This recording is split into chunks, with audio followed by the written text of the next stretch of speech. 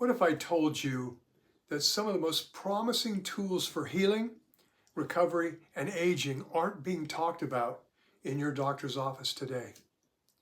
Not because they don't work, but because of how medicine is structured. Hi, I'm Dr. William Pierce. I'm a doctor of chiropractic. I'm board certified as a non-surgical orthopedist. I'm also a sports injury specialist.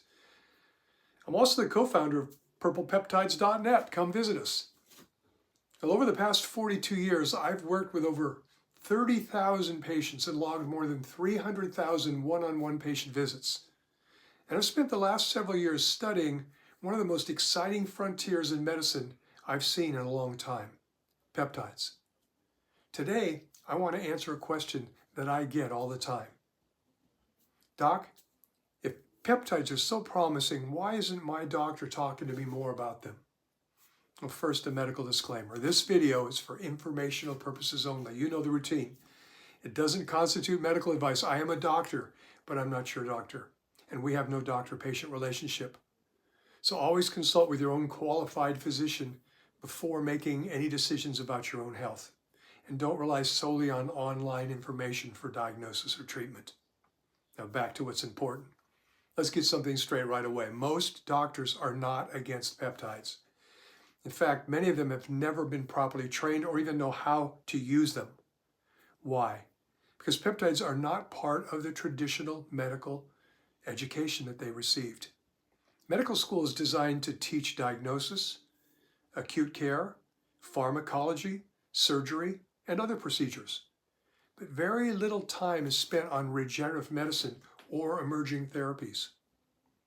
Here's the truth most people don't understand. Modern medicine is largely driven by FDA-approved drugs, insurance reimbursement, standardized treatment protocols.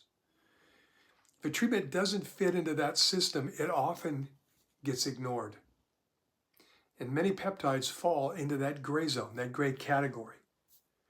They may show promise in research, but they're not widely FDA approved for general use. And that creates some hesitation. Another important piece, most peptides do not yet have large-scale, long-term human studies. That does not mean they don't work. It means the level of evidence required for mainstream adoption isn't fully there yet. Doctors are trained to practice what they call evidence-based medicine. So if something doesn't have large randomized trials, long-term safety data, or clinical guidelines, they often don't make it into everyday practice. Here's a practical reality though. Your doctor is under pressure. Most office visits are under 10 minutes. In that time, they have to diagnose, prescribe, and stay within insurance guidelines. There's very little room to explore emerging therapies, new research. Personalized optimization strategies also aren't looked at significantly. So even if they're curious about peptides, they may not have the time to dive in. Here's a big one. Peptides exist in a complicated regulatory space. Some are approved for specific uses. Others are considered research compounds. That does create risk.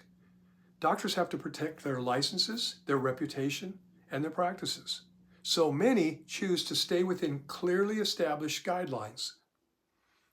They avoid anything that could be questioned.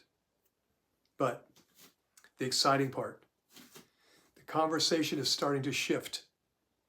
We're seeing growing interest in regenerative medicine, longevity science, and cellular health.